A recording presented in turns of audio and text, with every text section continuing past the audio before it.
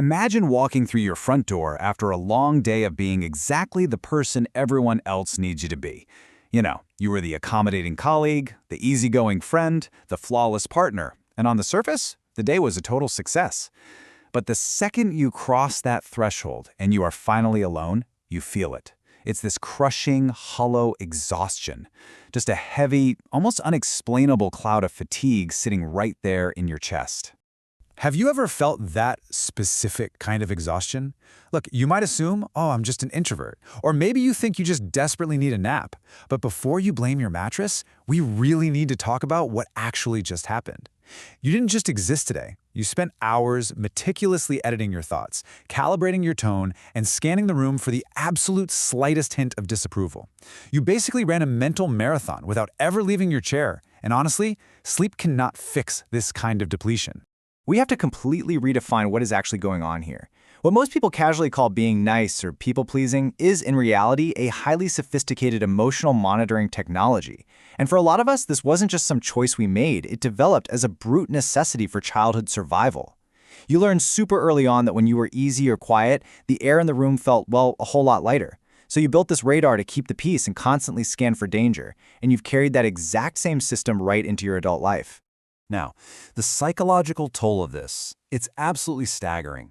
The renowned psychologist Carl Jung actually warned us about this specific type of psychic depletion. He called it the high price of maximum legibility.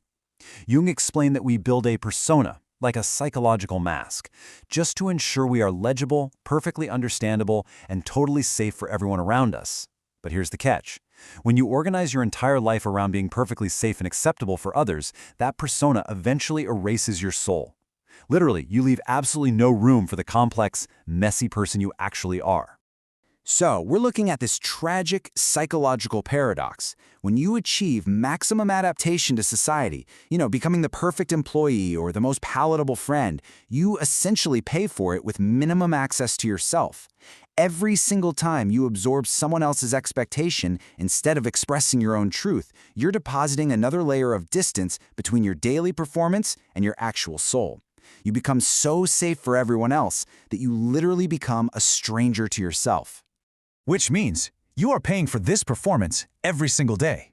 Because of this persona, you're constantly leaking psychic energy just to keep this internal surveillance system running.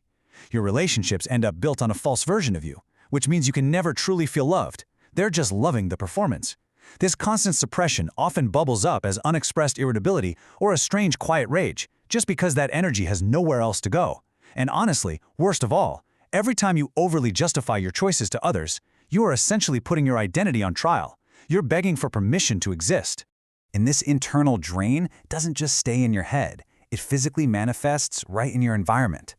The author James Clear refers to this as the architecture of failure. Think about your home or your room right now. Is it a real sanctuary for the person you are actually becoming, or is it a polished prison? Often, our living spaces turn into a museum of the person we've been pretending to be.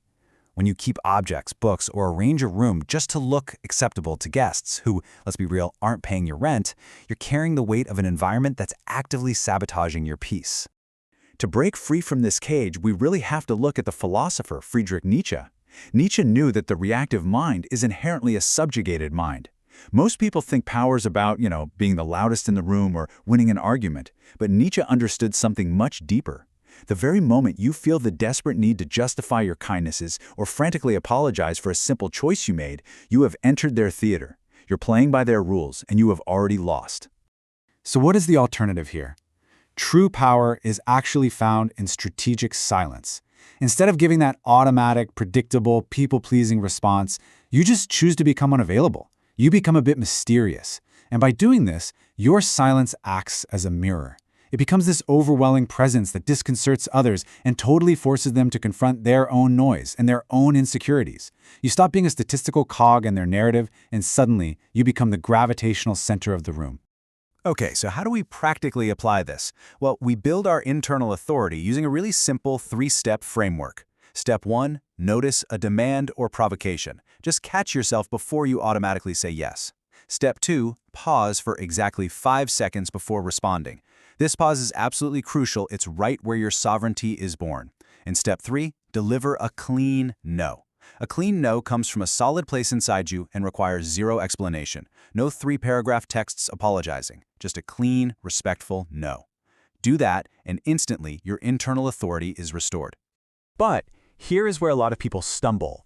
You absolutely cannot rely on willpower to maintain this boundary. Why? Well, because your brain is biologically programmed for cognitive ease. It desperately wants the path of least resistance to conserve energy. Willpower fights that ease, depletes your energy, and leads straight to fatigue. Instead, you need to use choice architecture. You manipulate your environment to create automated success. That way, being your true self becomes the absolute easiest path to take. To stop being a victim of a poorly designed environment, you've got to use the laws of behavior change in your own physical space. First, make your authentic habits obvious. Set little traps for your future self. Like if you want to read instead of doom scrolling, put the book right on your pillow. Second, make your people-pleasing triggers invisible. If you constantly find yourself immediately texting back out of guilt to everyone's demands, put your phone in another room. Stop fighting your brain and start designing a space where your peace is basically inevitable. Now, I am not going to sugarcoat this. Taking this step is going to feel like a terrifying leap. You are dropping a mask you've likely worn for your entire life, and by doing so, you're actively risking the disappointment of people who, frankly, only ever valued you for your utility and your performance. When you stop being so highly functional for everyone else's needs, yeah, the world around you might go into a brief crisis. But you have to be willing to endure that initial crisis, because as Carl Jung powerfully stated, fidelity to the law of one's own being is the only path to true psychological health. You have to be willing to be confusing. You got to be willing to be highly inconvenient to others. Because listen to me on this, no one is coming to save you from this polished prison. You are the one who has been maintaining the lock on your own cage this whole time. But the amazing news? That door was never actually locked. Which brings us to our final thought for this explainer. If you are truly ready to drop the mask, to stop leaking your psychic energy all over the place, and to reclaim your sovereignty, I want you to make a symbolic declaration in the comments right now. Seriously, write these exact words: I choose my peace. This isn't just a simple comment, it is a powerful vote for your own sovereignty. Once you write that, ask yourself, what will your new identity build tomorrow, now that you're no longer carrying the weight of everyone else?